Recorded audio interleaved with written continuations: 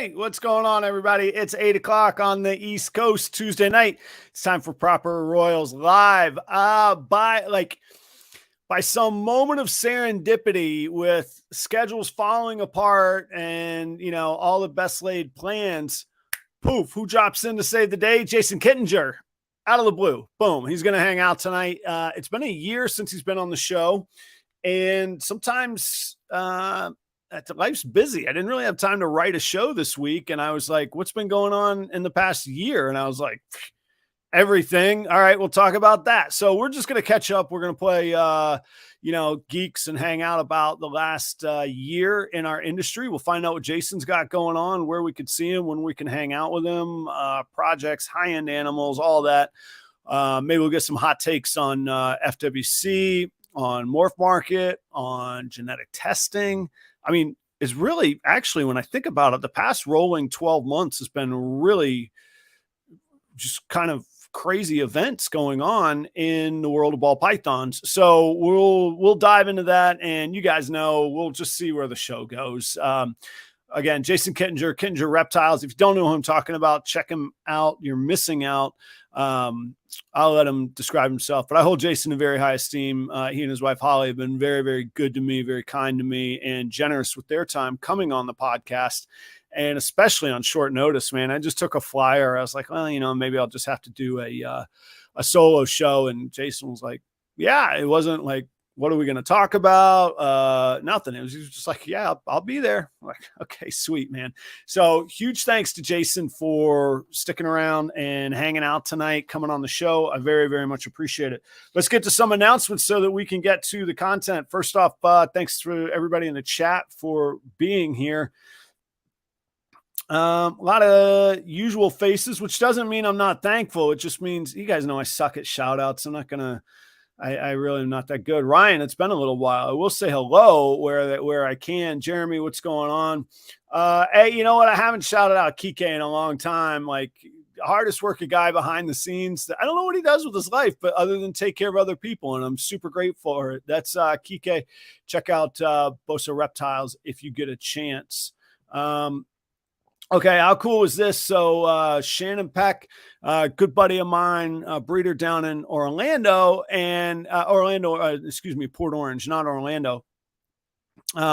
Check out his Instagram for the big update. How about this? I don't want to play spoiler, but I'm telling you, I'm not wasting your time. Go check out Green Dragon Brokers. Shannon, put your actual handle up there instead of Shannon Peck. Green Dragon Brokers. He bred a sunset het clown, cinnamon maybe, to a sunset het clown. I don't know how many eggs he got. I don't care how many eggs he got. I can tell you 2 of them are very, very worth seeing. Really, really cool. Huge congratulations, Shannon. How cool was that? I'm so happy for you. You put in a lot of work, man. Go check out Shannon. Also want to say hey to Taylor up at Chakra Scales in Minnesota. There's some people that have just a gift for social media. I think I do okay on podcasting, but he's like kind of like the total package, man. His shorts, his TikToks, his personality, his passion for the animals, really cool. He started his own, and I'm not going to do this service explaining it. He started his own chicken podcast, and like, he's into chickens the way that we're into ball pythons, and he's a ball python breeder too. I can't speak intelligently about chickens, but it's an interesting podcast, and I do watch it, and it's not just out of sheer boredom. You guys know how busy I am. So check out Chakra Scales or Chakra Chickens. Chakra Scales is the ball python version. Chakra Chickens, same thing, except that's Taylor. So up in Minnesota, they're doing cool things. Check it out. Thanks for the memories, Jeremy and Holly. I hope you got moved and settled properly, or are in the process of it. I think I saw that you left Florida and headed up to Indiana. Many blessings to you all in your new endeavors. I hope you're happy. And I don't mean that. I hope you're happy, not that way. Like, I truly hope you're happy. Look forward to seeing you in Daytona. I hope that you're well. Let's see. I got my hatchlings from the Blackhead Het Genetic Stripe to Blackhead Het Genetic Stripe clutch. I did not hit any of the big bangers, but I got some cool stuff. And that just posted on my Patreon today. So I probably will start hitting that on Instagram and Morph Market before too long. Also looking for some opinions. Somebody had a pretty strong opinion that I didn't, that what I posted wasn't a super blackhead. So I'm going to post a picture tomorrow of what I believe to be the super, what I believe to be the blackhead, and what I know to be a normal that I got from the clutch. They're all 66% het genetic stripe. You guys could tell me, check it out. That'll be there tomorrow. I didn't have time for an Instagram slap fight tonight. They didn't come at me that way. I shouldn't even say that.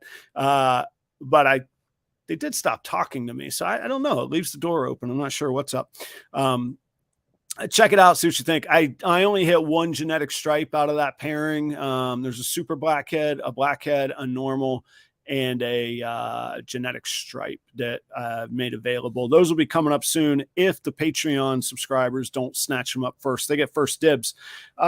Not this weekend, but the following weekend. So it's that 10 days from now, 11 days from now, I'll be at the Orlando Repticon. We'll be vending outside of Daytona and Tampa. Orlando is probably my favorite show in Florida. I really enjoyed it. It's a good show. I did well at it last time. I did well in Kissimmee. Those of y'all that don't know Florida geography, which is completely understandable, Kissimmee basically may as well be Orlando. So Orlando and Kissimmee have been good shows for me. I'm looking forward to getting back there. The Tampa Repticon was real good for me, so I'm excited for that.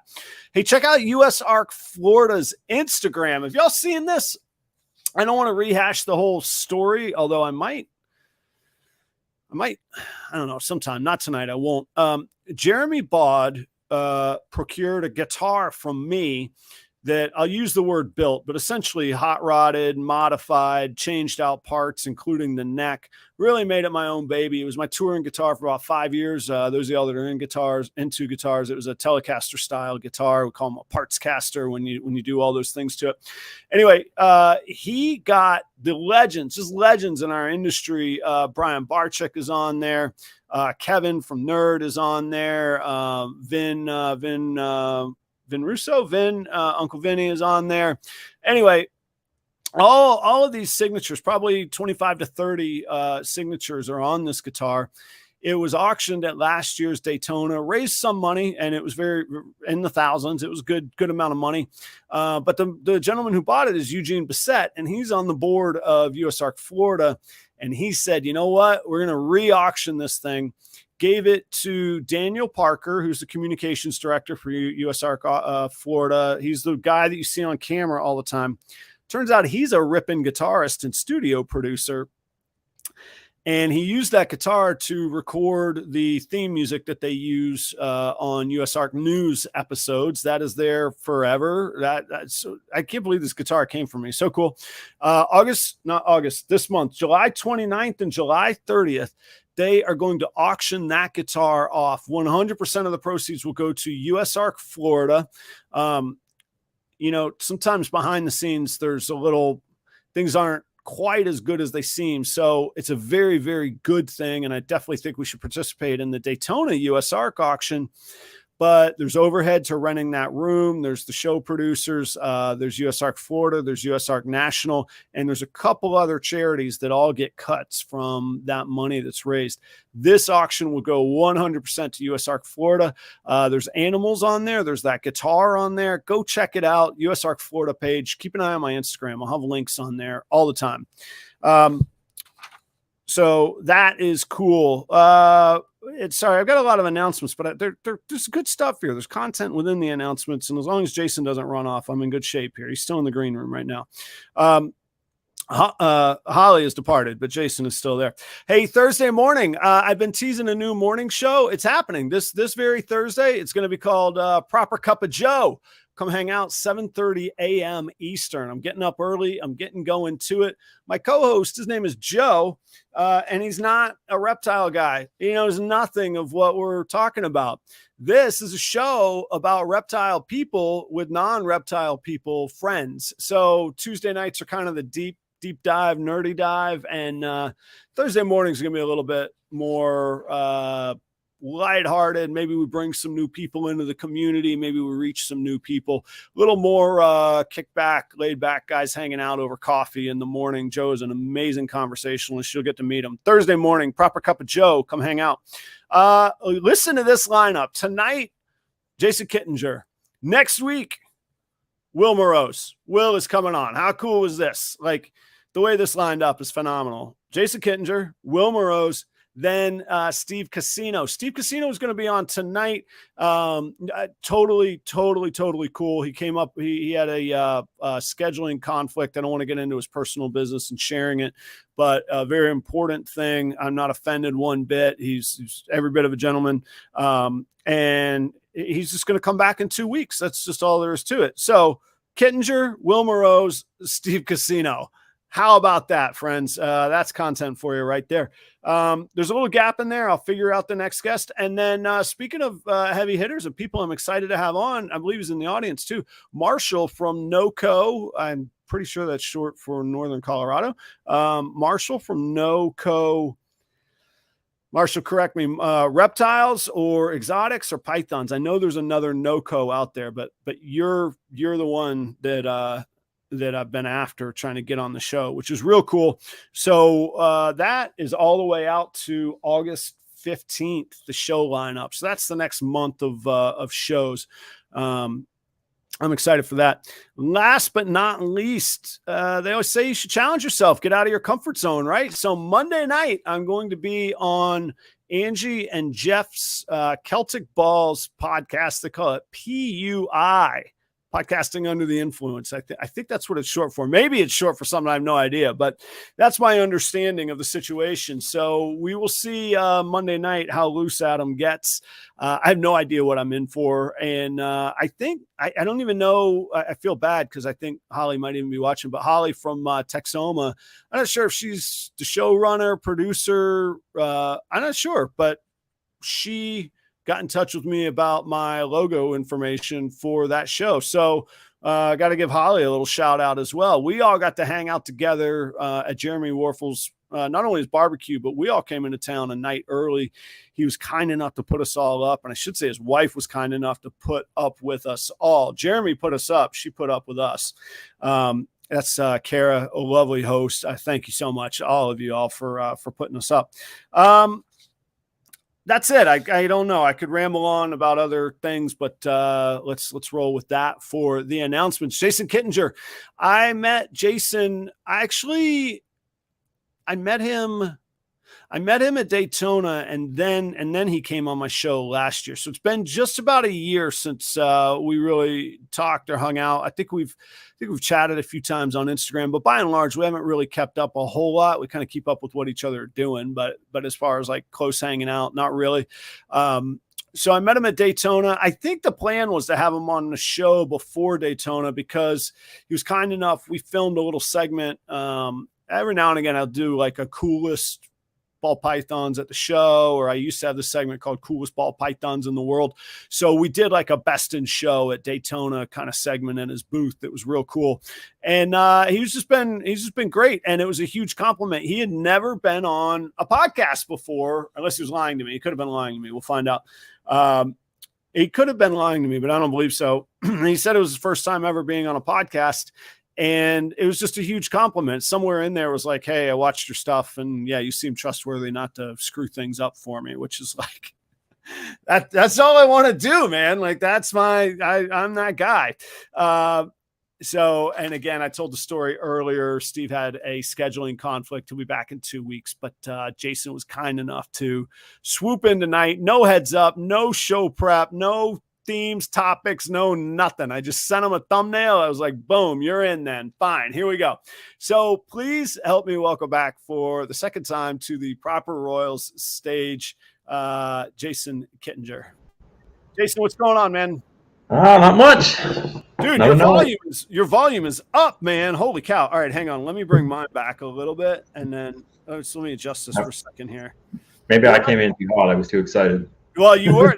Well, it's like my theme music. Every time it's like got the calm countdown, dun, dun, dun, and then it's like boom. You know, like whoa. Yeah. Okay. All right, we're gonna ease into it now. How are you, man? I'm doing good. Very good. I hope I've said thanks a bunch, but thank you so much for being here tonight. There was I wouldn't say panic, but I was like, man, I don't want to go solo again just yet, man. And I was like, let me see what's up with Jason. And thank you so much, man. Real cool. Well, yeah, no problem. And like I said, I appreciate the opportunity to get out there and talk and just talk to new people. If I can help in any way, that's cool too. So, dude, you're always good about that. Like, that's not like, guys in the audience, that's not even a persona. Like at the shows, I remember I was like, all right, I'm here to film. And you're like, yeah, it'll be a minute. And you're just hanging out with other people. Hey, what do you want to see? It doesn't matter. Like, it wasn't people buying 10,000. Maybe it was people buying $10,000 snakes. I didn't see 10 grand exchange hands, but it was really cool. Like, I know that you really enjoy spending time with people at the shows. Yeah. I don't treat probably any customer different one from the next, so it could be a $200 snake, it could be a $10,000 snake. I try to give them all the right amount of time, answer any questions they need. So. Do you, maybe you don't want to share, do you still sell $200 snakes, or are those shipped out to other, other sellers, wholesalers, whatever it might be? Yeah, it depends. It depends on if we have a show coming up or not, whether we try to get rid of some of the lower end stuff for us. But, when I've been to Orlando the last time, I still was just bringing, pastels. They were all like head G-stripe clown or something like that. But, they were triple hat. Yeah. But, but when they're males, they're still, they're still cheap. Oh, so. Yeah. Oh, okay. So wait, so I won't say who, but dude, I was at a show, and, somebody that I know, that we know, he had like a bin of normals, and I was like, man, those are pretty cheap. He's like, yeah, they're all double hats. Yeah. He doesn't even label. Do you even label them? Do you even bother with like, is it easier to sell a normal without the hats, or is it more of a pain to explain? Like, no, they're normal. You'll never use it, but they're in there. What do you do on that? Yeah, I feel like some people will see that it's het this and pos het that, and then they kind of like scares them away, like because there's too much genetics going on. So maybe they don't understand the genetics and they don't want it, or maybe it's just more the fact that they're just looking for something normal, so they think it's more. So for the most part, like if it's a female, I'll put it. But the male sometimes I don't. Like we have all kinds of hets that just go out. Yeah. We had Desert Ghost. It could be 66 double het, Asiatic Pied or something. It's like, see you, little buddy. So. Do you think maybe you never thought about, I think about this, how rare is a true norm? Do they even exist anymore, you think? I don't think so. Outside of like the imports, like, do you think like any captive breds are like just pure normal, don't exist anything? I'm sure there's a small portion out there, but more than likely those people bought them from a pet store, and those pet stores got them from people like me or somebody else, so it's like, it's so hard to say, but I would imagine most of them aren't just normals anymore. Yeah. You could probably genetic test just about any ball python you bought at the store, and it probably would be something. Find something in there. Yeah. My last wholesale batch was, I think it was het clowns or something, obviously the males, and maybe I had some doubles. Actually, it doesn't matter. I'm rambling here, but I got to the pet store and I was like, yeah, here you go. And they were like, oh, didn't you say that they had some hets and stuff? I was like, oh, you want to know? And they're like, well, yeah, maybe if we, if they happen to grow up, we might want to know. I'm like, sure. Yeah. Here you go. Here's the list. But, yeah, I think about that. I'm like, I wonder like just how like rare a normal really is. Anyway, doesn't matter. Unanswerable, but intriguing nonetheless. So how, and just in general, how's business? How's the year been for you? We haven't caught up in a little while. What you got going on? Yeah, a lot of things have happened over the last 12 months, right? Since, last time, 11 months, however long it's been. But, everything's been pretty good for us. I would say everything is still moving on, right? The snakes are still breeding. Everything's still going on. The market, is its own little thing. But, I think animals are still moving. Like I said, it's just more about price. And for us right now, like we just have kind of the leftover stuff from last year. So I think we still have about 45 babies from last year that we haven't sold yet. But now they're all 300, 400, 500, 600 grams, some of them. So it's like, we need to redo some picks, adjust prices, because we don't stay on that very well. Yeah. As far as adjusting prices constantly, it's kind of hard. You really got to be on there all the time just to kind of see what's going on. Yeah, I kind of do mine. Honestly, I do mine about once a month, but I also like say I get 3 of either similar or almost identical genes, and there's one person that's like in the basement on their price. Like I don't even want to put them on there. I'll just flash it on Instagram until somebody asks me how much it is, kind of thing, or something like that, you know? So I think it drives some people nuts because I have gotten messages lately like, hey, you seem to have stuff that's not listed on Morph Market. And I'm like, yeah, I don't want to go up against the people that want 50%. And I'm not like the stubborn dude that's like, I know what it's worth. No, it's worth what it'll sell for. But I don't want to be beholden to that price either, you know? So, so yeah, I kind of spaced it out. But yeah, I think I do mine about once a month. But yeah, it is really tedious to go through and update everything. And I mean, it's part of the job. It's why it's a job. But still, yeah, I agree with you. That's hard to stay on top of. Yeah, and we've always been terrible. I mean, we did, I think we made 480 babies, 485 babies last year. So it's like we never had more than I think 100 snakes on Morph Market at once. Yeah.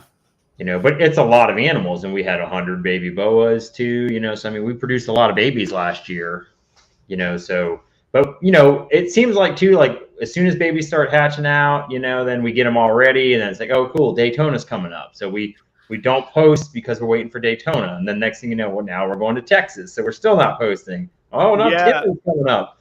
You know, next thing you know, you've lost 3 months of time, and you know, you could have definitely sold some animals. So we're trying not to do that this year, but our season's late this year. So yeah, and for me now, I'm not doing Arlington.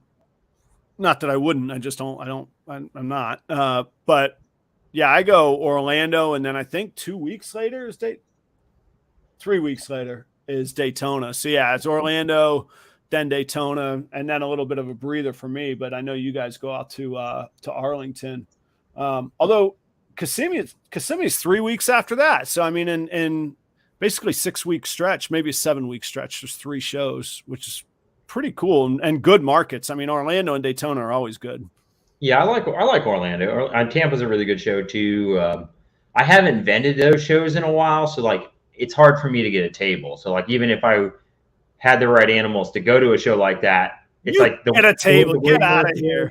I'm always on a waiting list. I'm like, this is terrible. You don't even have to call Repticon for a table. You know who you could call for tables, man. I can attempt. Yeah. I mean, you might pay a little more, but you could get a table, man.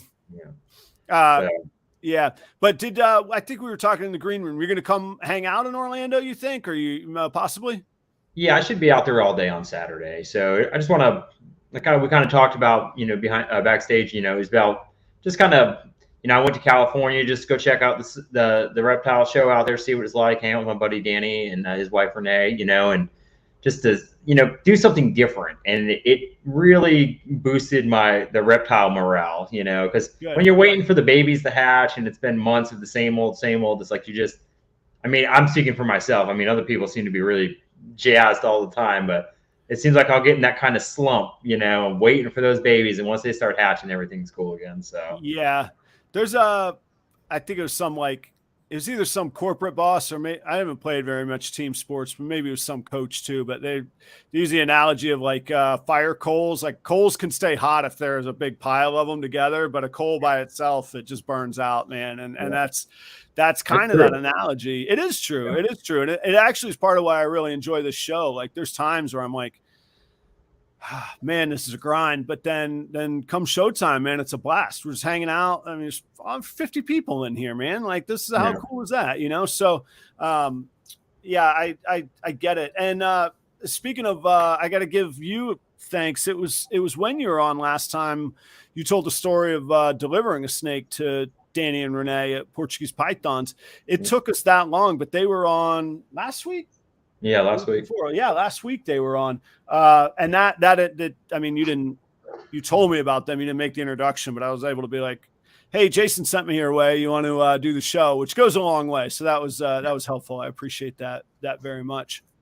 Yeah, they're great people. You know, the first time I met them, they were super cool and I mean, you couldn't ask for better people, you know. And then we talked, you know, throughout the year and everything, you know, after, you know, I met up with them and delivered that snake to them. And I mean, just really building a good friendship, you know, and then going out there, I mean, just, you know, it was great because they came to Texas when I was out there to kind of hang out and stuff one time. Oh, cool. So, Yeah. you know, so it's just been great. It's, you know, great, you know, making, you know, new friends, you know, that are very, what I'd like to say, you know, similar to me in a way, you know, as far as being friendly. I think they will surpass me as far as, you know, reptile keeping goes. They just seem to be really on point. You know, they're really doing a good job, and they're moving quickly. You know, they're doing an excellent job. What do you think that you're missing? I mean, like, I'm sure somebody can surpass you, but I mean, you've been at this like a couple decades now. I mean, there's a little time, you know? Yeah. I mean, they're building you know, I think for me, I don't know what it is. You know, back in the day, I was way more driven than I am now, right? I am older, right? But we're about the same age as Danny and Renee. I'm pretty sure we're similar. Yeah. You know, but it's just, I don't know. They just have a lot of like passion and fire still, you know, to do. But they also haven't been doing it for, you know, I mean, I've been messing with reptiles for over 20 years. That's true. You know? That's true. You know, so maybe you probably have more to show for it too. And I mean, I'm not trying to dig in anybody's finances, but I mean, we see the animals that you produce. Clearly, you're still in business. So I mean, things are. Yeah. I mean, just like, yeah, looking at the way that they've grown with followers, even their collection, you know, kind of what they had even a year ago, you know, being over at their place in California, getting actually to see more of their animals in person. You know, it was just, like I said, it was just great to see that, you know, and it's, you know, not that I really help them a lot in that way, but it's like, you know, you can feel proud for them. You know, they're doing really good for themselves. So. Yeah, definitely. There's a guy that I work with here in town, Justin at Pressure Pythons. I think he's in the audience, maybe not. I don't think he believes me, but I see what he's accumulating, and I'm like, dude, you are far and away better shape, really, probably than I am already right now, but certainly than I was when I was just getting started. I mean, the stuff he's going to do in a year and a half is going to, you know, I know what you mean when you see that, and you're like, yeah, that's better than I was doing at that time. Like, I'm doing well now, don't get me wrong, but that's better than I was doing back then for sure. Yeah, if you look at where, you know, it was, you know, back to Portuguese, you know, like what they've done in the few years they've been doing it, I mean, they're well on their way to, you know, like looking at their new projects that they're doing, they have good vision, you know, they're following, and they're staying like super, like, they're not, how like specific, I should say, you know, they're not buying everything under the sun. They're being very specific about what they buy, and, you know, so they're doing a great job with that, you know, and that's one of the things I struggle with. Like, I get bored. You know, like I can make acid clowns one year and it's like, awesome. Yeah. I make them the next year. I'm like, okay, this is cool. I want to do something different. You know, like I need new genes, and not necessarily, you know, without acid, but I need it to be with 4 other genes or something. I want to see what I can do, you know, so I get bored pretty easily. Like once I do something for a couple of years, I really needed to move to the next level. What's your kick right now? Like, I know you were pretty big on acid for a little bit. What's your kick on this year? You know, as far as production wise, I mean, I still like the acid clown stuff this year. Not going to be a good year for me. My breeder male actually, you know, after breeding last year, he bred so hard, had a hard time getting him back on feed. And then he finally started eating again. I started trying to pair him out the beginning of season, and he just wouldn't lock anything, you know? So I'm like, okay. And then he shut off feed again right away. I'm like, okay. So I would pair him like every 2 or 3 weeks. I'd try with a different female. No luck. I'm like, okay, I'm just not going to try. Right. And then he ate a couple more times. And one day I was in there and he was dead, you know? So, oh, no, really? Yeah. He went too hard, huh? Yeah. Which is a killer, you know, and, you know, in Tinley, you know, before this, you know, before season, I sold a black pastel acid GHI clown. That was this male's replacement. It was his son, you know, so I was going to replace him. And then I'm like, you know what? I don't know if I want to keep working the GHI with some stuff, you know, so I ended up getting rid of that. And it's like, oh, no. You know, it was like a month and a half later, 2 months later, to start pairing and nothing. I'm like, oh, man, I did it again. Gee, man, sorry to hear that, man. Yeah, it's like, it's the balance. I know you can't keep everything. On the other hand, like, or I want to keep everything. On the other hand, like, sales is the name of the game, and you know, it's good. It's there. Yeah, I don't know. And that's kind of how I weigh the option. It's like, I go, well, I can use this new male. I don't really have anything that's going to help the GHI, right? Like, so it's not, in a way, it's really not a lot better than the black acid clown was. You know, I don't have the right females to really utilize the GHI as well. So I'm just like, okay, well, I can make a few bucks on this, you know, and that will help me, you know, get through the year and everything like that with all the expenses and stuff. You know, so I just kind of weigh options, you know, and usually when I do something like that, I pay for it later, you know. How often do you, like, I know it's oversimplifying it, and some people in the audience are probably like, gee, that must be nice, but like you could buy a replacement. Like, how often do you just buy kind of what you're after to get into the breeding, to land where you want to go, to fast forward, so to speak? I try. I feel like I can't ever find anything that I want. Like, not that I'm even that specific about certain things, but it just seems like most of the stuff that's, you know, is out there is stuff that I'm not really looking for. You know, I mean, I got to think too, at a certain quality level, like there's not much stuff out there that would benefit necessarily what you're doing. There's only a handful of breeders probably producing stuff that would benefit what you're doing. The rest of us are trying to get to that point. Yeah, and I'll get gun shy when it's, you know, $15,000-$20,000 snake. I'm like, oh, man, I don't know. I don't want to spend that kind of money on something. It's like, I'm still that kind of little old school mentality. I'll just make it myself. But yeah, then I don't, and then I lose another 2 years. So yeah, but you're right. I mean, I don't know. I used to think it was bonkers that I would spend more on a snake. Like, in my life, the cost of a Gibson guitar has been the waterline of what's, you know, what's important and what's not, kind of thing. So, like, I remember even when I owned ball pythons being like, there's no chance I will spend, like, if I have $2,000, I'm going to buy a guitar. I'm not going to buy a snake. Yeah. And now that's not the same thing. So, I mean, I know it's all relative, but I don't think I can really quite imagine a day when I'll be like, well, yeah, it was $10,000. I picked it up. It seemed good.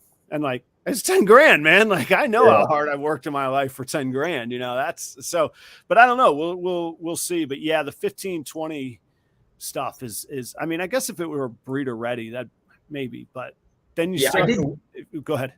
I did pick up an expensive male this year. So I got an OD Yellow Belly Hypo puzzle male. Oh, so, cool. Whoa, so nice. That was expensive, you know, but it to me, it just seemed like a no brainer. None of those are really out there, you know. I mean, I don't know anybody else that's really making those, you know, minus my friend that made them. So can you say who that was, or you don't want to? Oh, no. Yeah, I got it from my buddy Barry Swope. He doesn't have a business name. He just hobby breeder, but he's got great vision. He's actually a big help to me in my collection. You know, we'll do a lot of projects together, so that helps me get into like the Hypo puzzle project. And I got into DG clown stuff because of him. He got a DG head clown, and we bred it to some stuff at my place, and we do a lot of projects together. And we've been doing them. I met Barry when I was, I think, 16, so it was a long time ago. Is he the teacher? No, gotcha. That teacher's Brian. So gotcha. And we covered. That's how I met him, because I was with Brian. We'd go where he worked. Cool. He worked at an importer, and that's how I first met him. Got it. Guys in the audience, if you didn't have a chance to see the first episode with Jason a year ago, go check that out. Like the backstory, the origin, I found garter snakes in a washing machine story. That's all in there. We don't need to recap that tonight. That's a good thing about YouTube. It's there. Just click it. You can have it. It's free. It's there. Cool. So Hypo puzzle on. That's funny because I bought from Dale. I actually picked up a Hypo het puzzle female, so I got to sit tight for a little bit, but I'm pretty pumped about that project. I don't have any codoms in it though. Would you say orange stream yellow belly? And then I remodeled his bathrooms at his house, you know, because he's been waiting for me to do them for a couple of years. Like every couple of years I'll go over there and remodel something in his house, like his kitchen or, you know, put in new baseboards and stuff. We did new floors or whatever. So, you know, and he wanted his bathrooms done. He'd been waiting, you know, so then we finally ended up doing that. And then at the end, he didn't want to pay anything, you know, he's like, how about if I give you this snake instead, you know? And I'm like, it's a super orange dream Enchi yellow belly Hypo puzzle female. Oof. And I'm just thinking, I'm like, it's not even, I mean, how is this even an option? I don't care about the money at this point. This is the only snake this is probably the first one in the world, you know, and it's insane looking. I won't show anybody, but it's insane. You're like, I'm telling you, it's insane, and you're going to imagine it. So, Yeah, I've seen people post about hypopuzzle or puzzles in general, like, well, what to do with it. Some people are like, they don't know what to do. People are like, nothing's been done. I'm like, well, I know some stuff that's been done. You're like, let me tell you. And I'm definitely trying to repeat. So. Have you ever seen that? I like stand-up comedy. There's that guy, Tom Segura, and he's like, people come up to me. He's like, you're so inspiring. They're like, if you could do it, I can do it. And he's like, no, you can't. That's what I'm saying. Like, I don't know what to do with hypo. Yeah, I know what to do. And it has been done. Let me tell you, man. Yeah. Yep. That's cool, man. How did that conversation go with Holly when you're like, yeah, I've been remodeling for a couple of weeks. I got this nice snake out of the deal. Like, she get it or? At first she wasn't too happy about it. Right. Right. And then I sold the sizzle, right? I'm like, well, you got to look at what it is. It's the first of its kind. You couldn't ask for a more powerful female.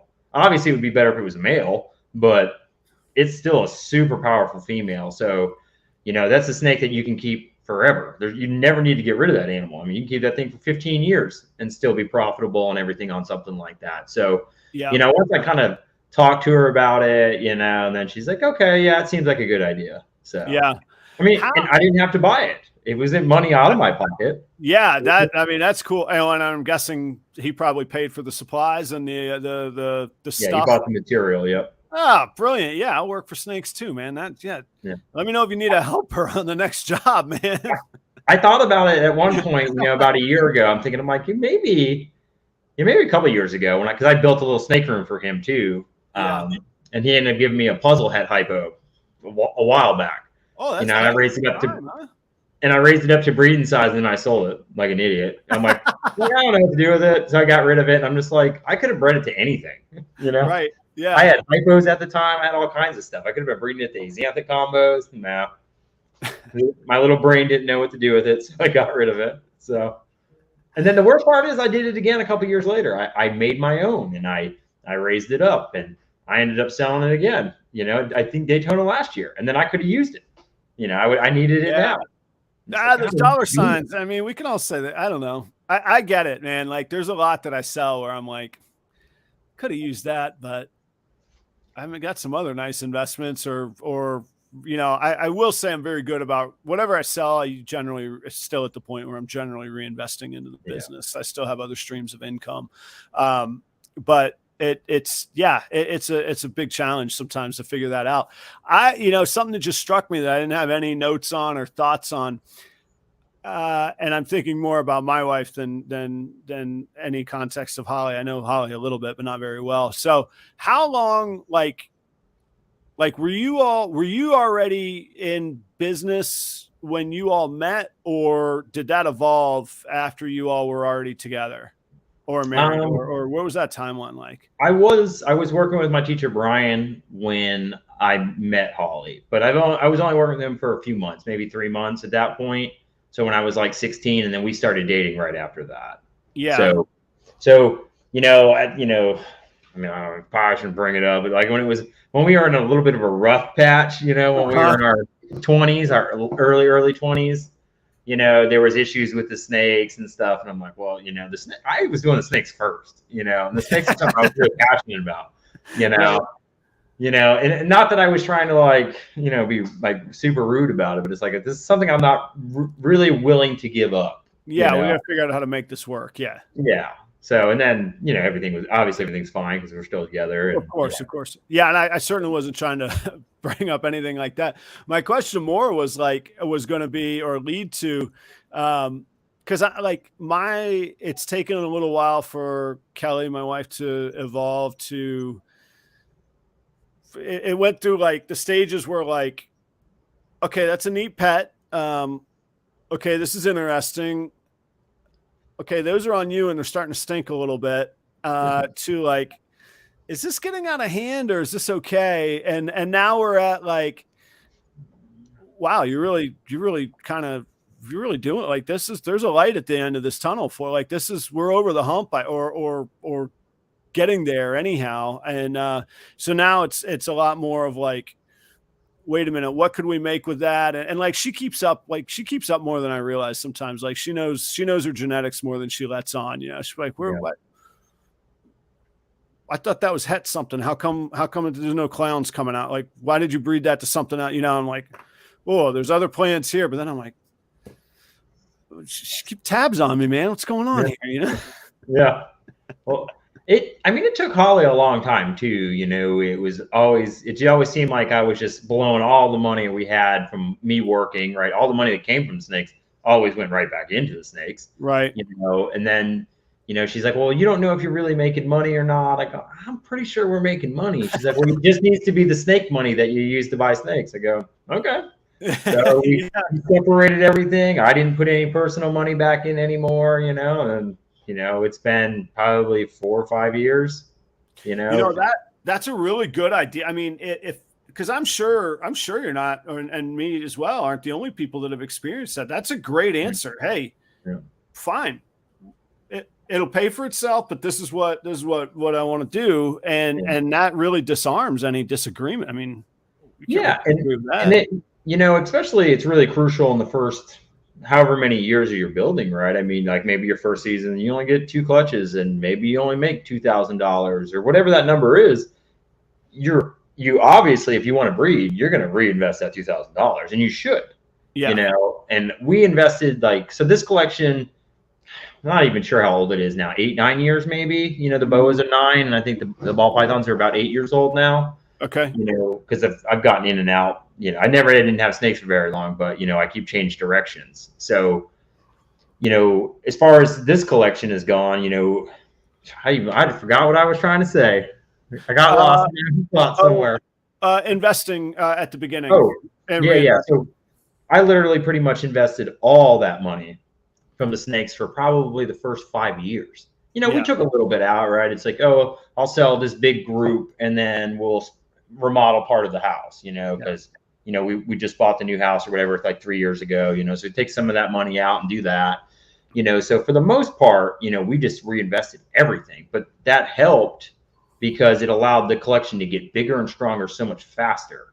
You know, if we were to start pulling, you know, income out of it, you know, that would have slowed the growth down in a way. And it's another thing. We have so many different projects, so we were allowed to get into so many projects to kind of see what we like to do too. You know. Yeah. I think it was Jeremy Bod, but he was telling somebody was telling me a story of obviously you can advance faster if you're reinvesting, but the other problem is if you're not reinvesting, your projects almost get stagnant because you're going to be left behind. You're not adding anything new on top of it. So it almost seems like that has to be perpetual, maybe not to the percentage of 100% going back in, but it seems like you would have to be on the lookout, you know, yearly for a couple new males to spread across kind of thing. Yeah. And unfortunately for us, like I said, we have so many different projects. It's like, we can't afford to, you know, get a new male every couple of years for a project. Right. We have to pick and choose projects. Okay. It's like, okay, we're going to put money back into this project, try to build this one, and we'll lose ground in certain projects like G-stripe clowns.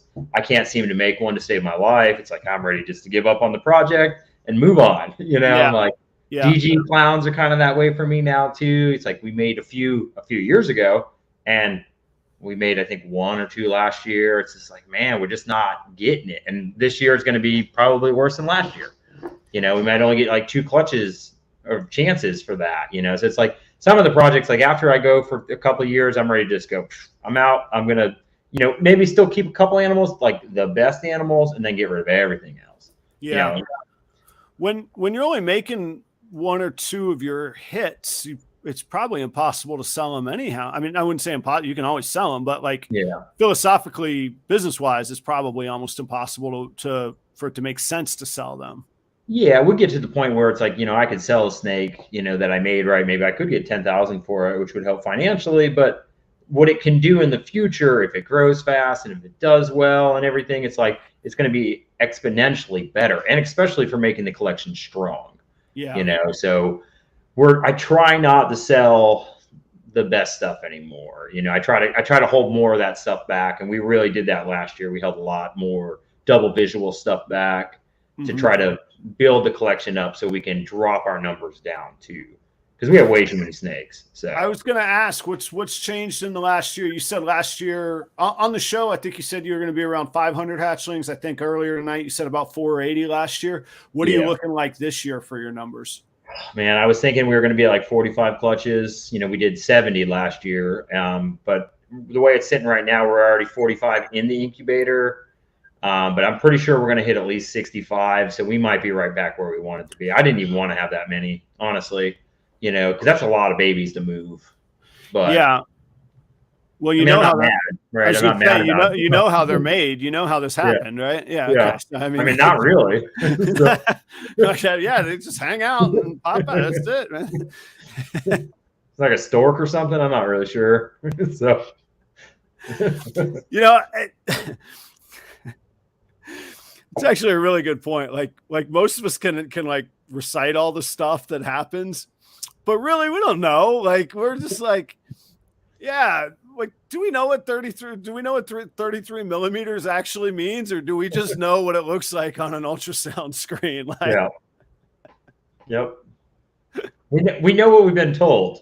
Do I know that all the scientific facts about it? Nope. Yeah. So.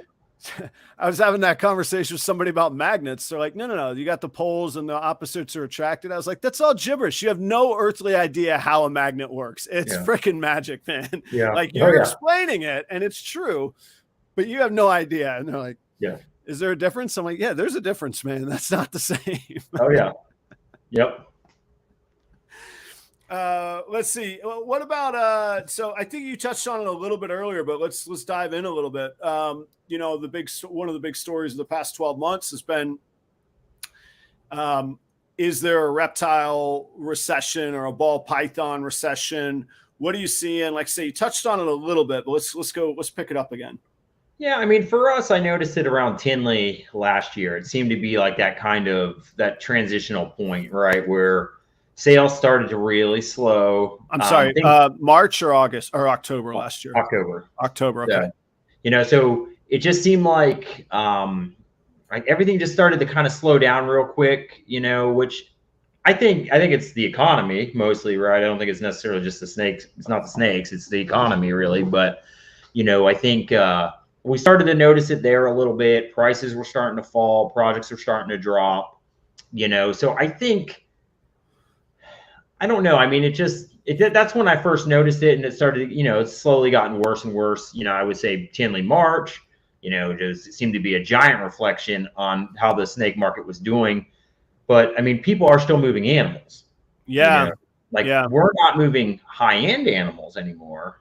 You know, we're not really getting any interest on a lot of those, but we're still moving the mid-range stuff and the cheap stuff. That stuff is still selling. Yeah. You know, so I think the animals are still moving. I think, you know, people that are interested in buying something high-end are not interested in paying the money anymore, because you can find a lot of these high-end animals cheaper. If you're really hunting around and you don't mind offending people, you can find them, you know. That's a really good way to put it. Yeah, you're right. And that's true for not just the high-end, but yeah, that especially for high-end. Yeah, you're right. You're right about that. And I'm not typically offended, right? I mean, I get low offers all the time, you know, but sometimes it's like, come on, man. You got to feel a little better than that. You got to give me something to work with. So I got to take a little left turn here. I've never seen this wait list request thing that can be done on Morph Market. I don't know if you've seen that or if you use it. You do. Okay. I don't. Yeah, I've seen it. Yeah, I don't use it, and I didn't know. I guess like I just out of the blue somebody messaged me, and of course it's nonsense.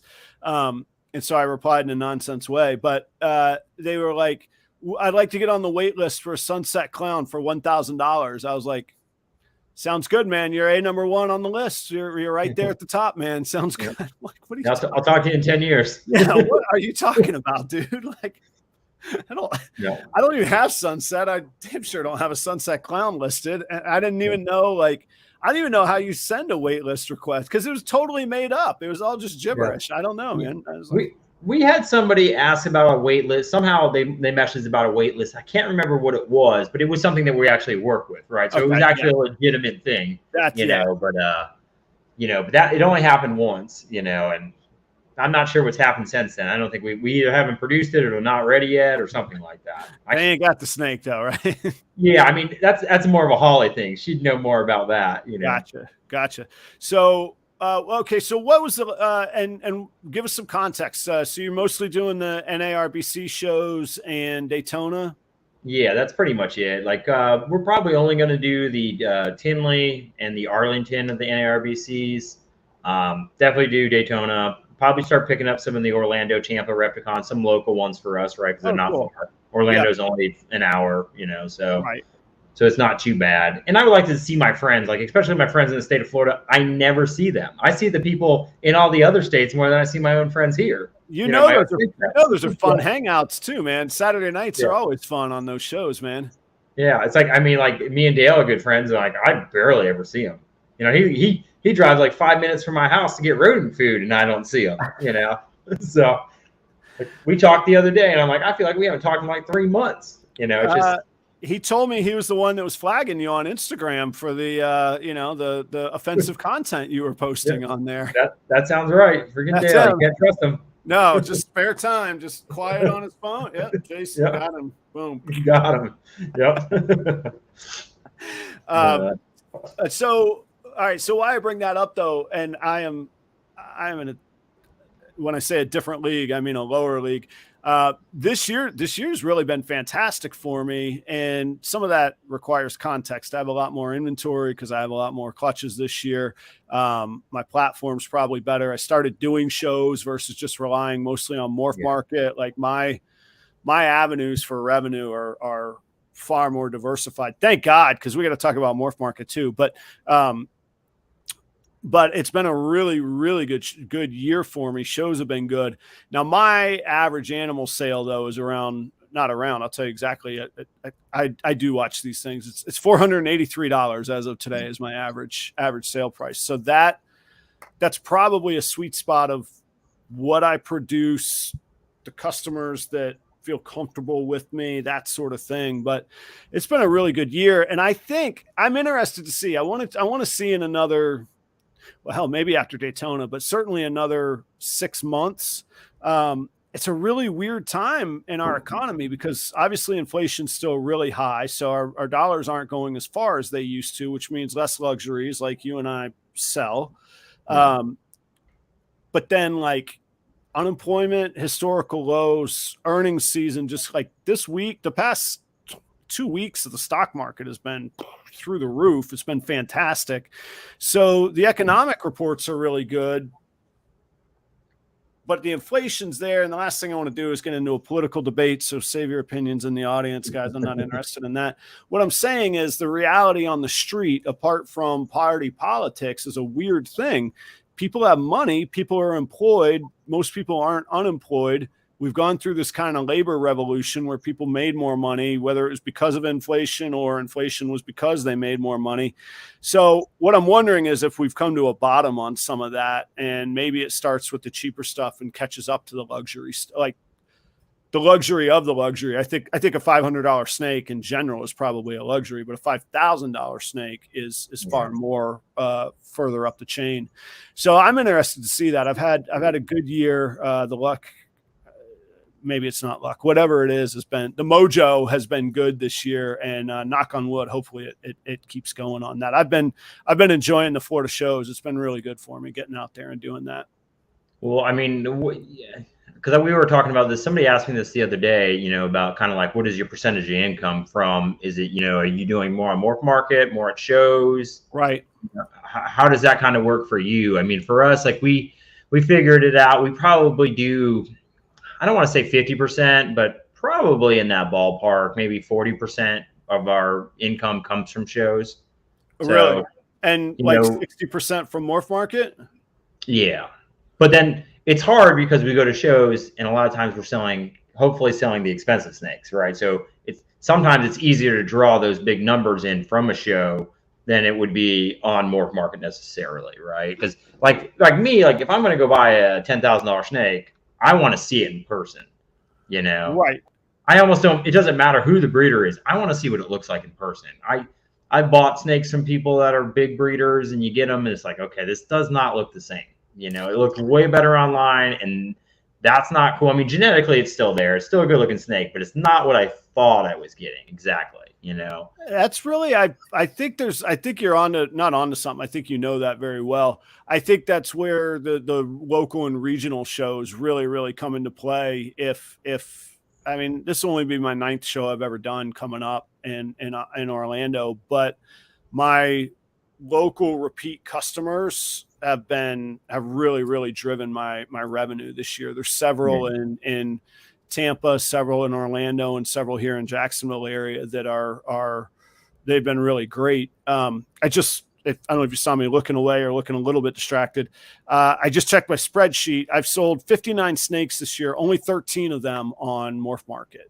So Morph Market is now almost distant, but is a distant third behind. I sell a lot on Instagram, a lot to repeat customers, and then the rest shows. Yeah, that's good. I mean, like, I like Morph Market. You know, Morph Market.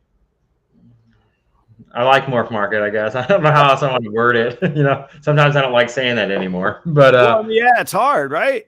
You know, it's always been a good platform to sell on. I mean, there's a lot of competition on there now, you know, so it makes it what it was a really good thing. You know, I mean, it still is a great thing. Let me take that back. It is still an excellent way to move animals and sell animals and get them out there for sure.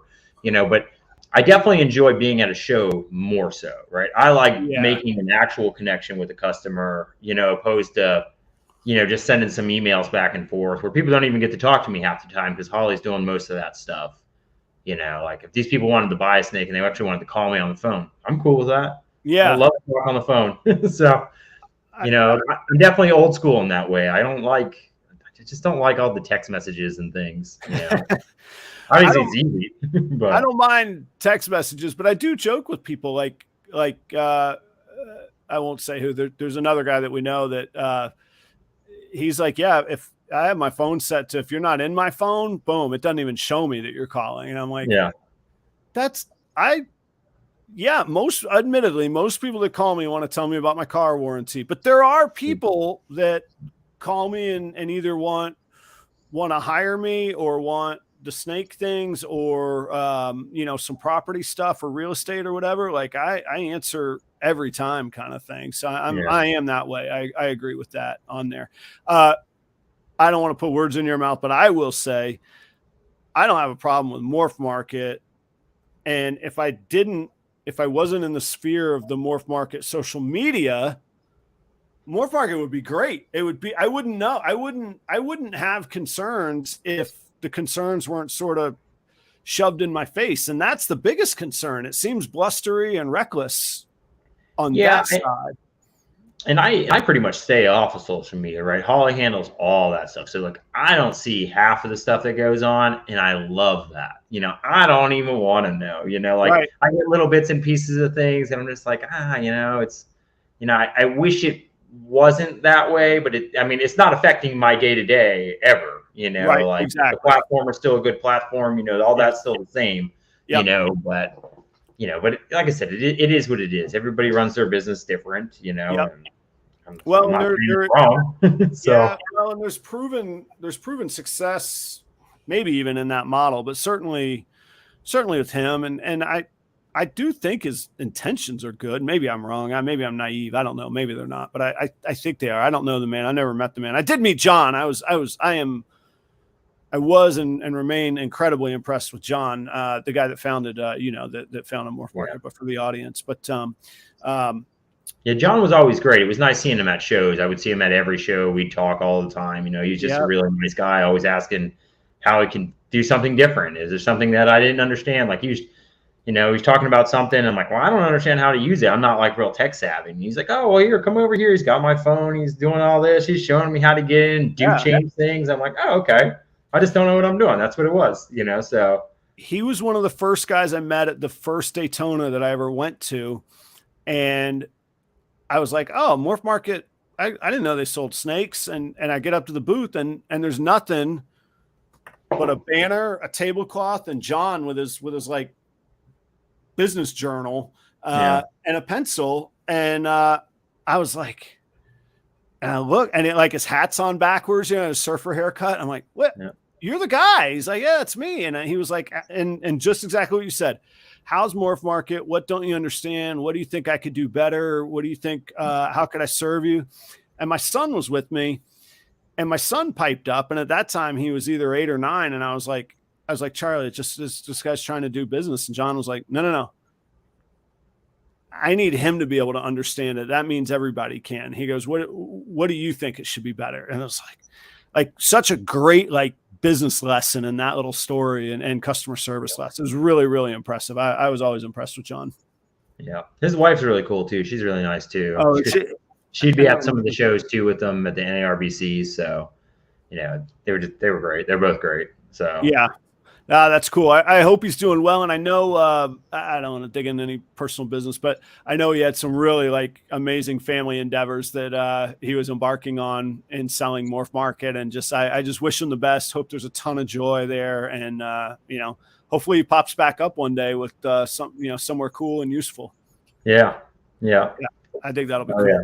Yeah, he deserves it, you know, to do whatever. He deserves it. I mean, he definitely did. He did a really good thing for the reptile community, for sure. So, change the game. Like, somebody would have come along and done it, probably.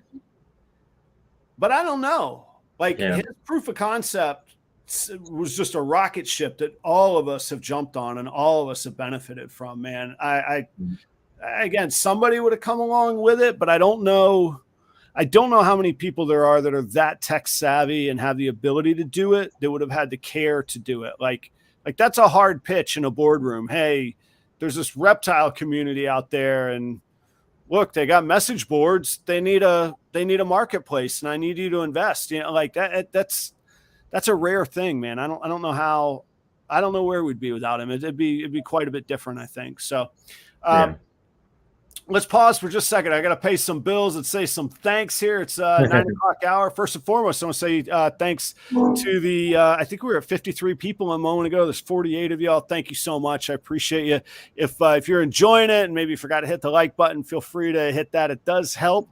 It's not just about clout and stats. It does help the whole algorithm and all of that kind of thing. So check it out. Also check out our sponsors, please, that do make this possible for me to keep doing on a regular basis and to keep bringing you the content. And I enjoy it. It's a great mental and community relief for me. So check out REDLINE Shipping. They're going to give you $5 off your next shipping label if you use the promo code PROPER5. You see the banner right down below. Their contact information is in the description. Also, by the way, Jason's information is in the description down below. Go check that out. If you're not already following him on Instagram or Morph Market, you're missing out. He cracked 10,000. We got to talk about social media too here. And I was going to say the second half of the show. We're a little past halfway, but we got ground to cover yet still. Also, Cold Blooded Cafe. I try to feed all of my animals frozen thawed. They start on live and then they transition to frozen thawed. So I'm down to only about 7 that aren't hatchlings that don't eat frozen, or that eat live. So I feed everything else. Cold Blooded Cafe, frozen thawed rodents. Go check them out. Promo code PROPER10 is going to get you 10% off. 10% off of a box of frozen rodents is pretty serious cash for you there. Chris at B and S Reptilia. It is hatchling season. He has a ton going on. That's Chris Shelley. Dealing in way more than just ball pythons. He's got colubrids, he's got boas, he's got blood pythons. He's got stuff that I won't remember and I will not describe properly, but go check it out. Seriously, a great dude. Longest supporting sponsor on my show, and he's also the Pennsylvania distributor of the Chipper, Coco, and I think he's got some frozen rats for you too, but I'm not supposed to say that because I got my good friends at Cold Blooded Cafe, but in a bind kind of thing. Check him out. Chris is a really, really good dude. Last but not least is Keith at Creative Genetics. He is out in California and he's doing some high-end stuff a little bit under the radar. Let me read you his most recent clutch that he would like for you to know about. This man has a female stranger, 100% VPI azanthic. 100% het VPI. That's an important word here. 100% het VPI azanthic, possible het hypoclown. So let me get that straight. That's a female stranger, 100% het VPI azanthic, pos het hypoclown. He's got the leopard brother to that. That's also 100% VPI azanthic, pos het clown. And then he's got highway stuff, leopard highway, pastel ivory, pastel leopard ivories, super pastel acid Posset clown. The last acid Posset clown I bought did prove out.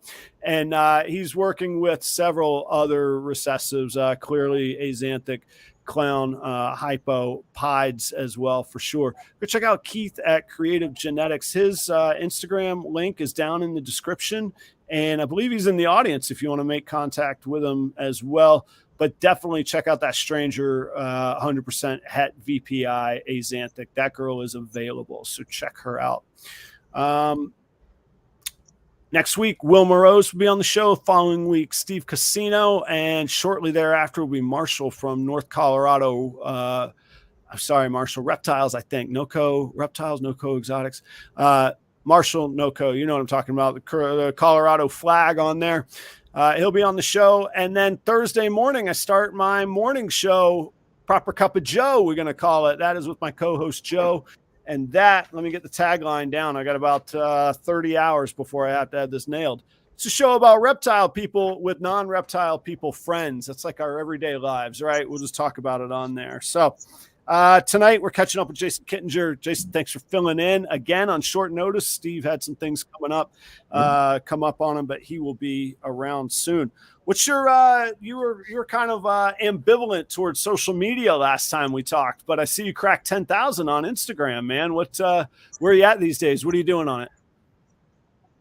Just kind of the same, barely posting, you know, the same old, we're just trying to post good stuff. We haven't changed a whole lot, really. I mean, like, we'll go through spurts where we'll do well, right? And I'll send Holly, you know, 20 pictures of like locks, eggs, you know, just animals, whatever, you know, and then she'll go through and she'll put a bunch up, and then there'll be a lull, and then we'll put some more up, and, you know, so it's like, it's kind of the same old, but man, we've been close to 10,000 for over a year. I think we were like 300 away for like a year. It's just like, we get them, we lose them. We get them. Oh, I gotcha. Yeah, if you're not continuous on it, it is a little bit difficult. And so I think I caught on from the context that you said it. So what's your number one avenue of sales is morph market or repeat customers waiting in line, or what's the story there? I would say, I mean, my biggest, you know, revenue would definitely be from shows. Morph market would be next. You know, I have repeat customers that definitely buy stuff, especially, you know, when I'm getting rid of adult females and things like that, right? Oh, yeah. Right. You know, a lot of people that I know, you know, that have bought stuff, we kind of send lists to them first, especially if I know they're looking for things.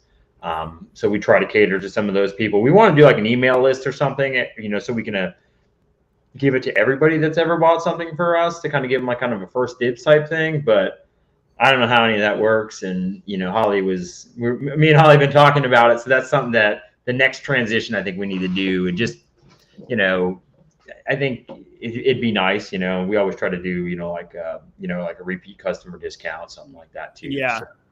Shoot me. We could talk off there. I'm not saying it's successful, but I do a once a month monthly email.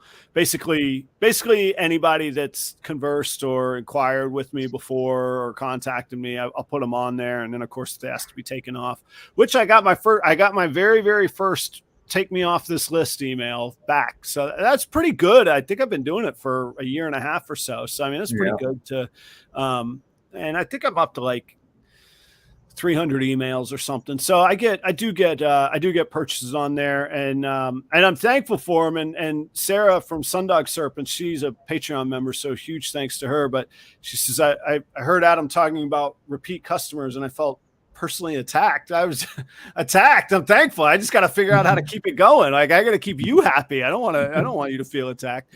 But actually, I think her last purchase was from the email list as well. So they do work. And it's like anything else, you know, you post 100 snakes on Morph Market, and then you're like, where are all the inquiries? You know, maybe it happens. Maybe the same with the email. They come in spurts, and then same thing at shows. You know, shows will be slow, and then all of a sudden, just boom, here comes the rainmaker. You know. Yeah, even when we did Tinley in October, you know, it was a terrible show. We didn't make anything. You know, by the time, you know, Sunday rolled around, I'm like, whew, this is a bad show. Like we're in the red still. Like I'm like, this isn't good. And then it was just like one big sale, another big sale, another big sale. Like, okay, we're okay. Everything worked out, but it was like, I thought, sure, I was sweating it. I'm like, oh man, this is not going to be a good one for us. No. All of the shows have gotten better. Every time I do a show, it gets better. It's always getting better. And then this one was like, nope. So I had a rough start. I had 3. It's true, but I was joking with Jana and Jessica at the Holdback Rack podcast.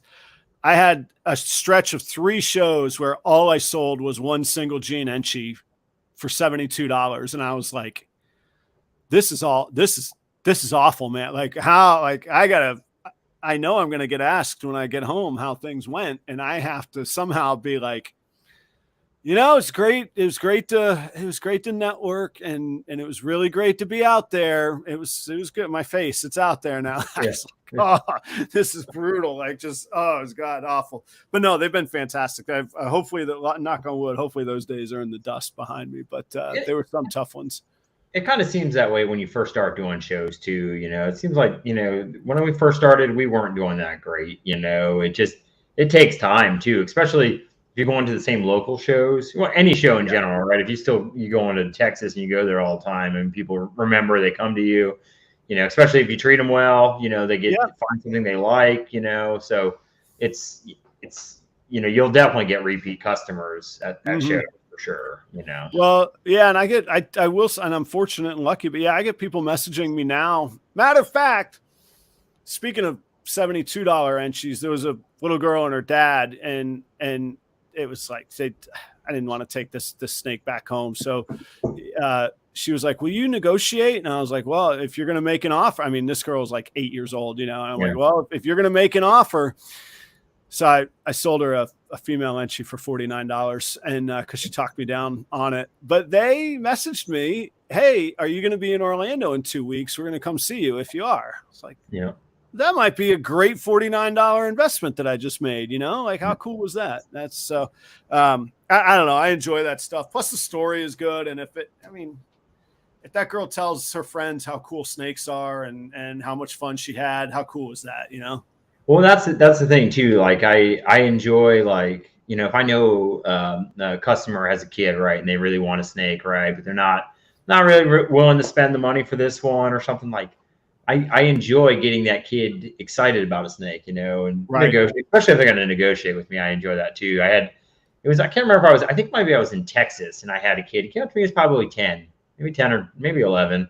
But man, this kid was, oh my God, he's playing hardball. They wanted like a pair of axanthic pies, and they wanted some other stuff, and he's like brokering the deal, and he's just like quick, he's witty. I'm like, man, this kid's like, he's eating me up out here. Yeah, you're like, I'm gonna lose, man. It's just not good. Yeah, I think it was his grandpa that was with him. He's just laughing. He's like, oh, you can't say that. I said, no, it's fine. We're wheeling and dealing here. It's all business, yeah. So I'm like, oh, you got a pretty good deal. We'll make a deal. Yeah. I enjoyed our interaction.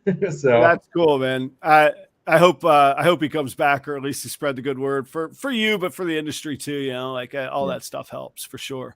Yeah, I think they might have been repeat customers at that point anyway. I remember, like I said, I believe it's the grandpa, him and his wife. I remember them from before. So I've either talked to him at another show or something. Maybe they bought something, 6 months prior or something like that. So, but it was fun. It was good times. It is good time. I enjoy that part of it, and I enjoy, like, it's better than the endless, hey, can I pet that? Can I hold one? Like, all right, okay, you want to play a hardball, kid? Get up here. This will be fun. I'll do this with you. That's fine. Like, that's cool. Yeah. What about there's been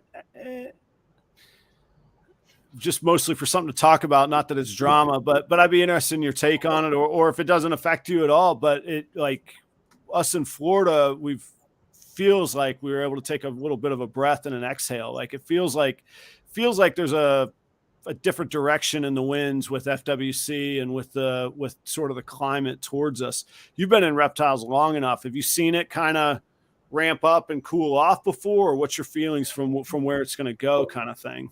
I never ever paid attention to it a lot. I mean, I had big snakes back when they started doing the Lysiak stuff and they were talking about it, right? So then I got rid of them. I got rid of the big Yeah. chicks and the anacondas and stuff like that. I'm like, all right, I'm just going to get rid of it before it happens. And it happened, so, I don't pay attention a lot now because I feel like it's just an emotional roller coaster. It's like, it seems like it's going okay, and then it seems like everything's crashing and burning, and it's up and down, up and down. It's like, it's just easier for me just to focus on my stuff and just wait to see what happens.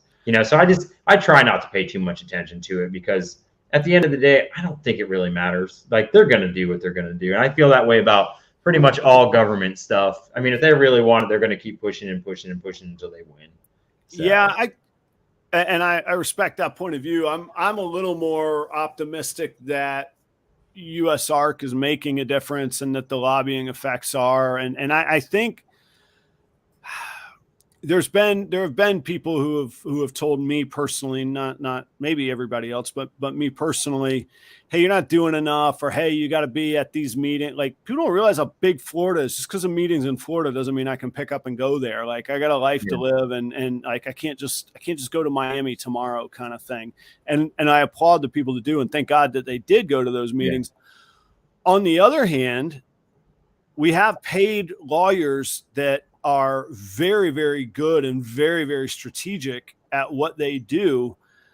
I could be there to show support, but I don't know that my input is actually going to help the cause. Yeah. Like, me melting down screaming isn't going to make a difference.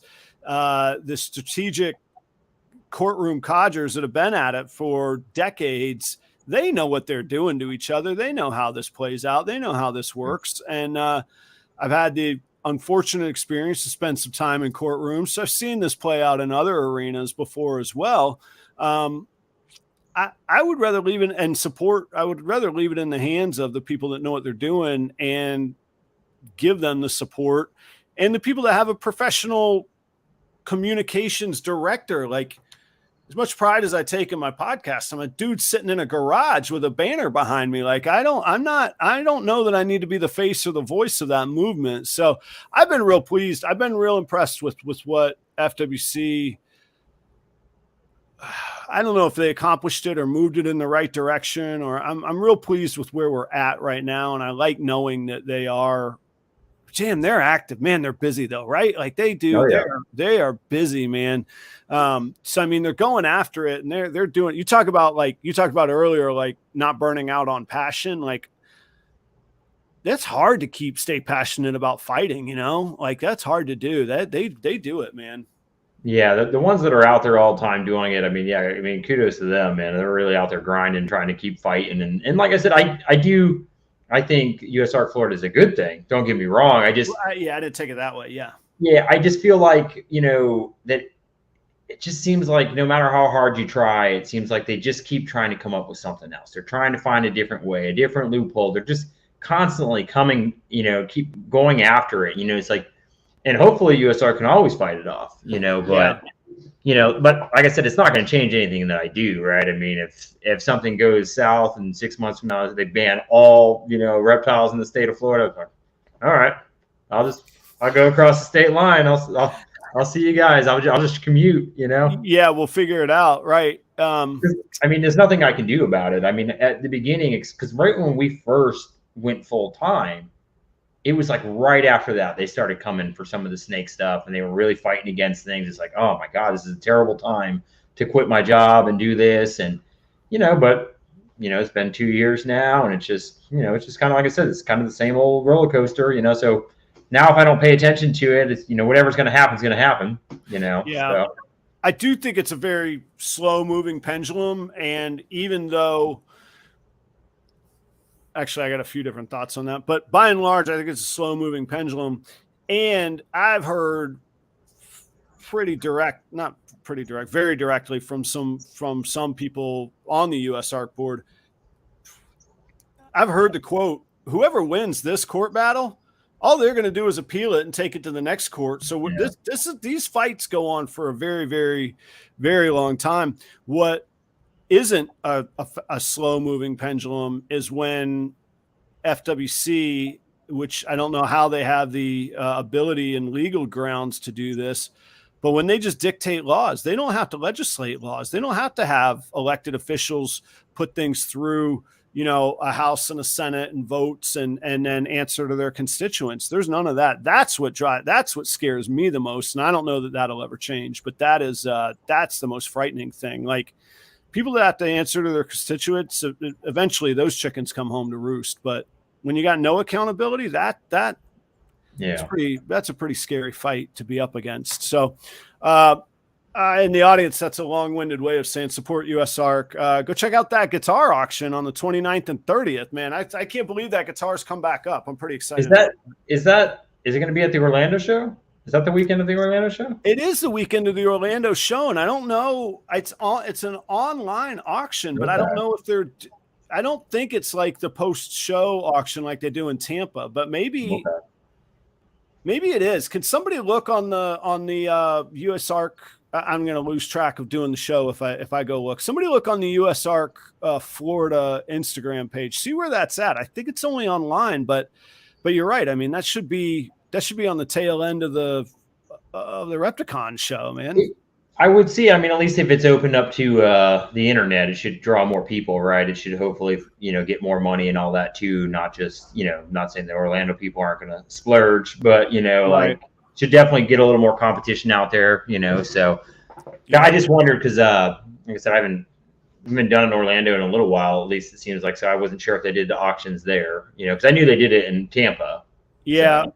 I don't know. I alluded to it a little bit earlier. I discovered or was told some very specific information that, everything seems really shiny and easy on top, but then, the show promoter wants their cut from the auction. It's like, what I'm not giving them. I don't want my money going to the show promoter. I want it going to USARK or whatever, and the people donating the animals, they don't want it going to the show promoter. So show promoters got to get their cut. The hall that rents the room, they're not donating it. So they're charging for the rental space. And then certain auctions, I think the ones at Tampa is for USARK Florida, but the one in Daytona is USARK, and then that gets split out to USARK Florida. So it's not a clear cut. Yeah, go ahead.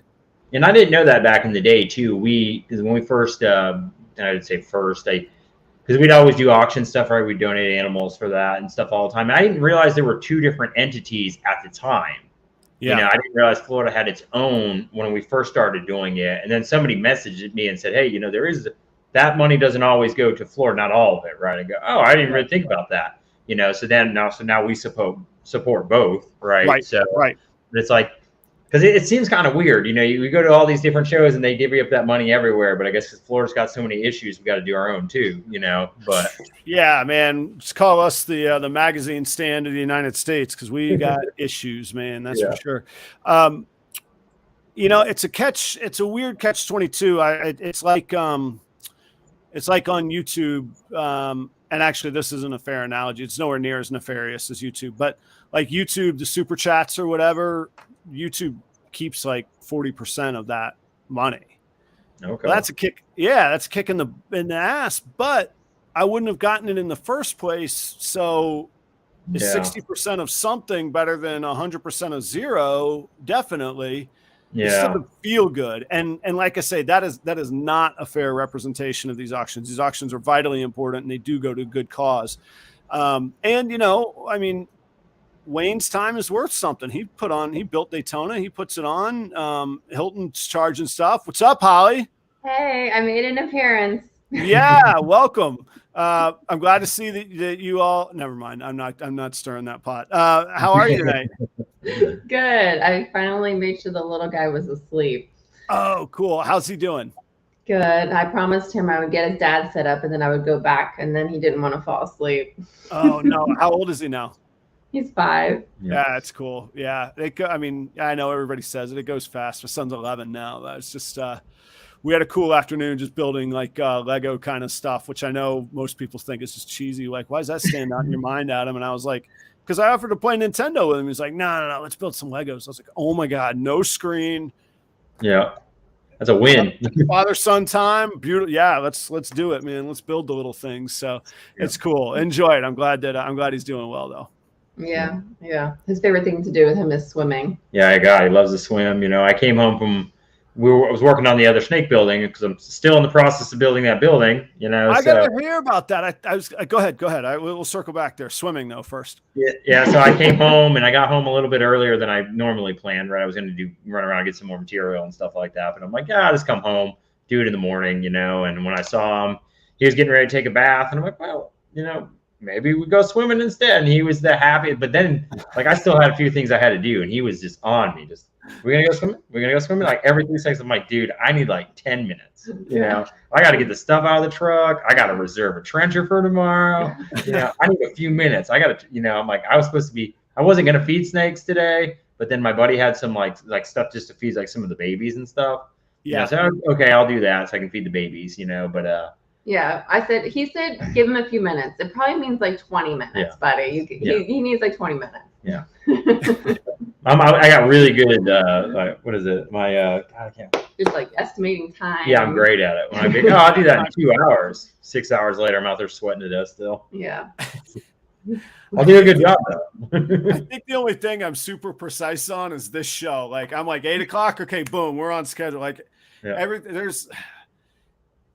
I don't know. I have strengths in different places. There's times where I would come, I don't have this job anymore, but I would come home from work and my wife would be like, you can run a $12 million a year resort, but you can't remember where you put the scissors yesterday. I'm like, I have no idea. I do not know where I will buy you new scissors, but I don't know where the old ones are. I want the new scissors. I want those scissors and I want them where they go. I'm like, okay, I'll get it. I'm working on it. I don't know. I'll try.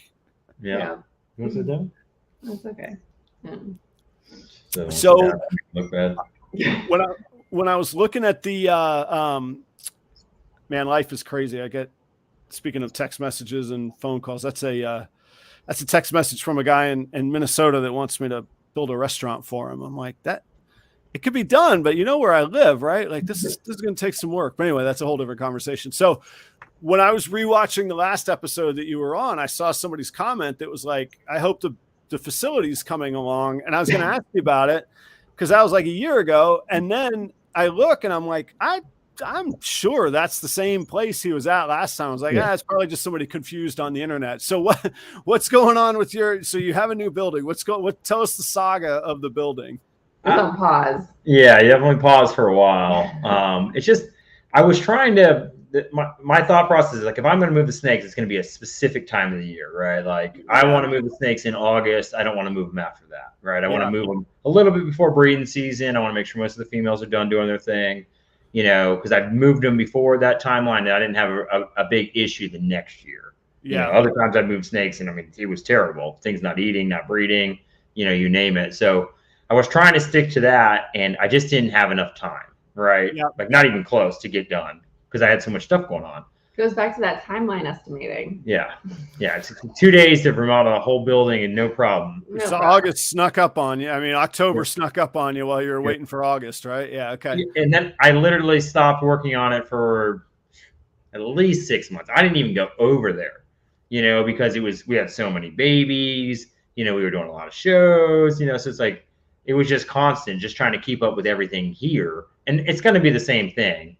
If I don't finish it by August now, it's probably not going to get finished again because 12 days. What are you talking about? Finish it by August? Yeah, the end of August. Okay, I was like, I'm sorry, man. I got to let you know. Let me give you a little heads up here.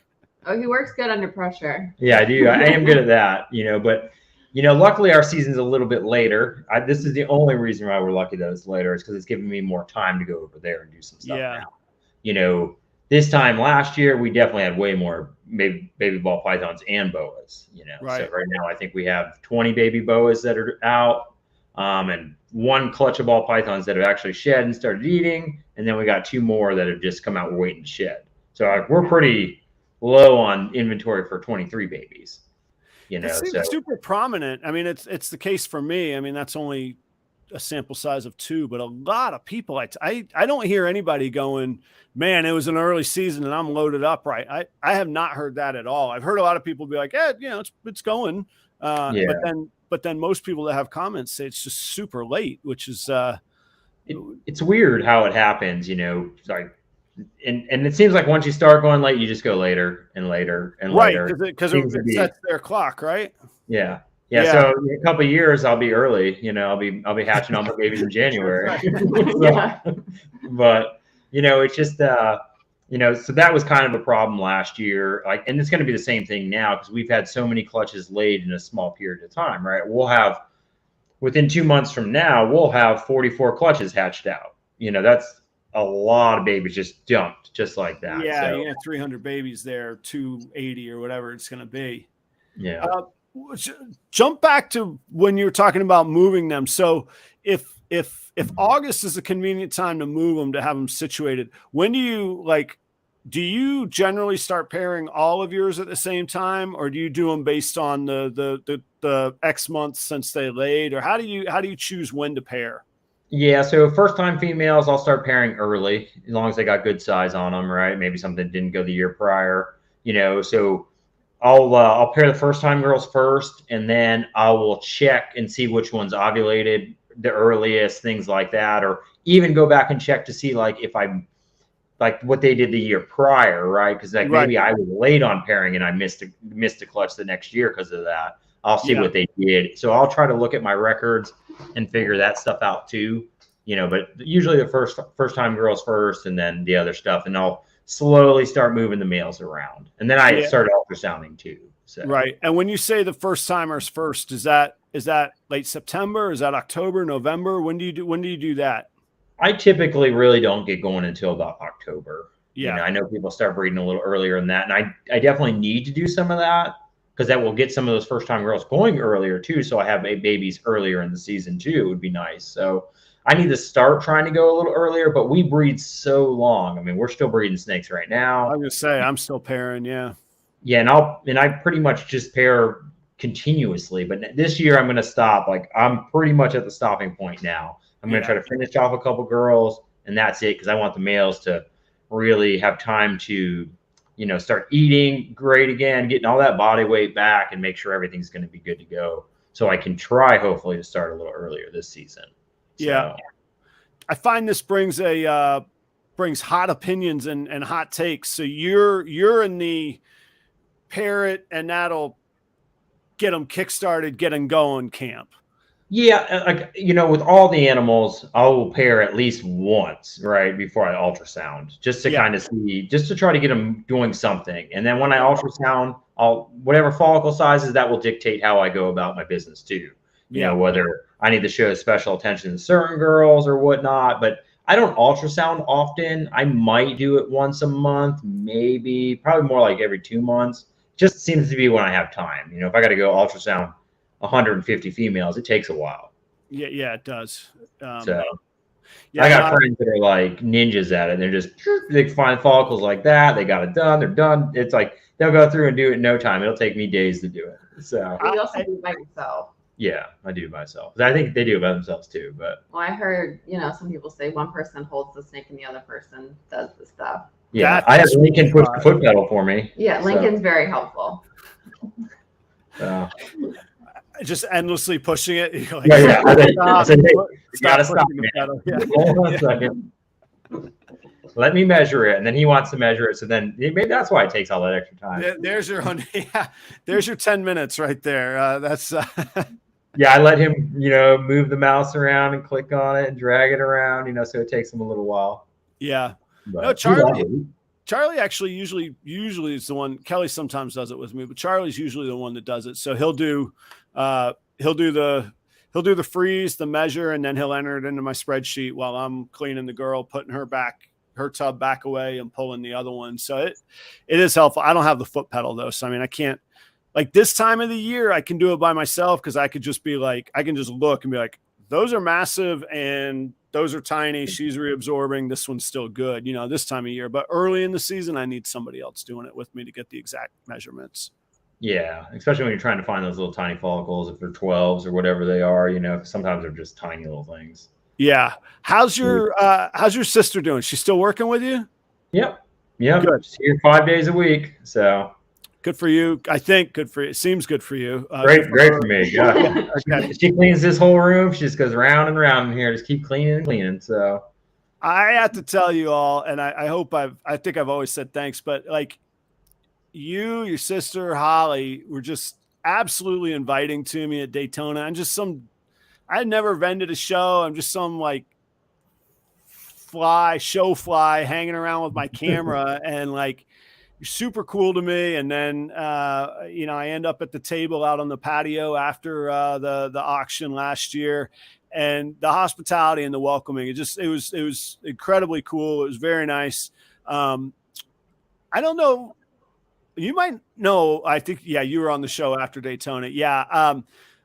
I did. I call it the Irish goodbye. I was there, and then poof, I wasn't. It was a little magical trick I've learned. I went from beer to bourbon to some other things making the way around the table, and I was like, I gotta go. Like now, I am out. I am gone. But the hospitality and the welcome it was really amazing. It was really heartfelt, and it's really easy to feel like, those big shows could be overwhelming. I mean, there's there's Kabilka at dinner. There's so-and-so. Oh, somebody just bought a $10,000 snake. And like, I'm like, oh, I got this, $300 something, and it was just really cool. I always really appreciated it. It meant a lot to me. So I want to make sure I tell you all that, but it was very cool. I have fond memories. I'm sure we had even more fun that I don't recall, but the memories I do have are very, very fond, and I look forward to hanging out again. I really mean it. I'm looking forward to it. It'll be cool. Yeah, it'd definitely be fun. I love Daytona too. It's my favorite show. So it's nice because it's so close. And yeah, I don't like Daytona Beach necessarily, but it's still nice knowing that you're there. You're at the beach, So I like that, Wait, what's your favorite part? What? What's your favorite part About the show? Mm-hmm. I don't know. I feel like I'm getting baited here. I'm not getting in the middle here. I don't know. I don't know. I mean, anything else you can think of that's cool about Daytona? Oh, I get it now. It's because Holly actually comes to it. Marriage is great, guys. I was going to say that's right. You're going to be there. The only show that I've ever hung out with you, Holly was there. I got to say, it was an enjoyable time. According to my notes, it went very well. So that was good.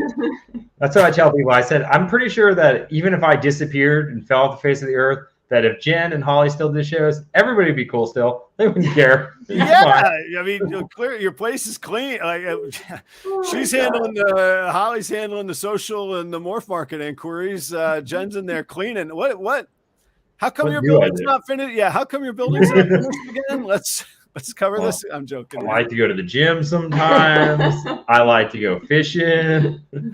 You're like, I got to fish. I got to drive to California. I clearly have to drive back. I may as well fish on the way.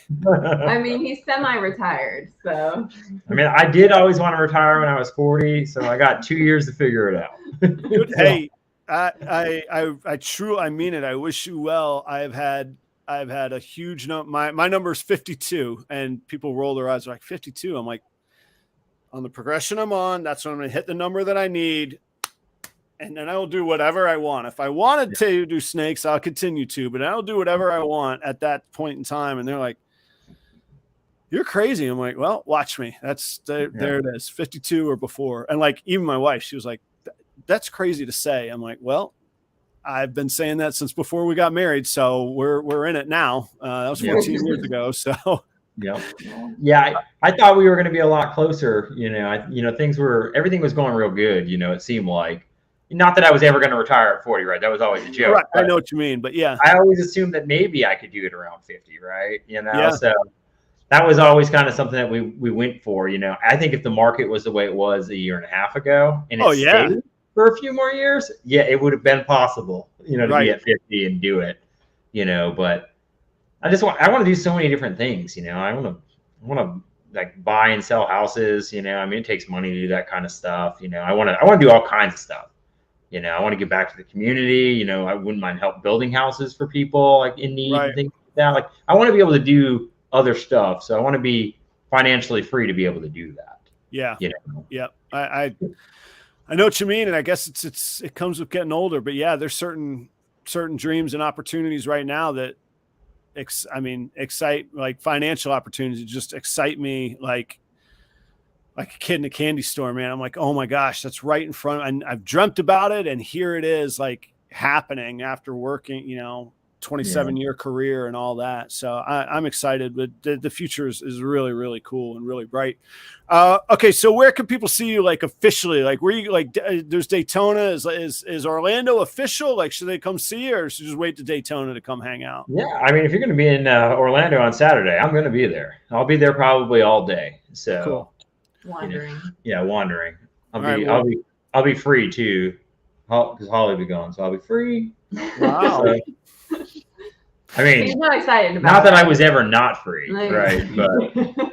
But freer. Yeah, there's free and freer. Yeah. Holly, you'll get a kick out of this. You'll both get a kick out of this. It has nothing to do with snakes, but just like marital relationships. So my wife, she and my son were out of town in Minnesota visiting her family, and we had just gotten back from family vacation, and I was like, I got to stay with the snakes. Like, when we go out of town, if both of us are gone, we got to board the dogs, blah blah blah. So I'm going to the airport yesterday to pick her up, and I'm like, let me shave so I don't look homeless, and like I can keep care of myself when she's gone. And the only time that I ever take my ring off is when I shower. So I take my ring off, I put it on the counter, shave, brush my teeth, all that. Where's my ring? And I'm like, this of all days is not the day to not be able to find my ring. She's been out of town for 9 days, and can honestly say there's never been a doubt, any reason doubt, no nothing in my wife's mind about me, and no reason to. But still, I was like, I can lose it tomorrow when she's been here the whole time. I cannot lose it today. It was I tore the place apart. Almost an hour later, I find it under the tube of toothpaste. I'd set the toothpaste tube down on top of the ring, and it's just like, I'm going to be late to the airport to pick her up, and now I'm not going to have the ring when I'm late. This is all bad. Yeah. You're sweating when you show up. Oh, yeah. So, yeah, you've been working out on it? Yeah, jogged. It was a hot day. I'm here, though. We're good. Yeah. All right, so we'll come by and hang out. I hope you come by the table in Orlando. I'll be vending. I got to give a shout out to Sarah at Sundog Serpents. She's going to come out, and I think she's going to stick around and vend with me the whole time, but certainly for setup and learn. She wants to start vending soon and get a feel for how it's done and all that. So she's going to come out and vend with me. And then Daytona, you're vending yourself? Yes. Yep. And, we didn't even get into it. All right, the next episode, I want to know, I plan hopefully sooner than a year, but we're going to cover this next episode.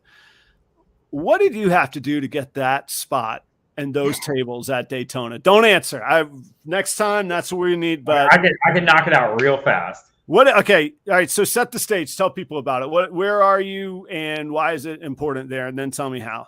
So when you walk into the expo in the big room, right, you're walking in, you turn to the right, the first group of tables there, I'm actually the third and fourth table there, but we're right there up front by the door, wide open space, and what happened, they moved us. We were in a group together, and they moved us and they separated us. And somehow we just got pushed up there. Like, there was another group of us that tried getting some tables together, and we got set up there.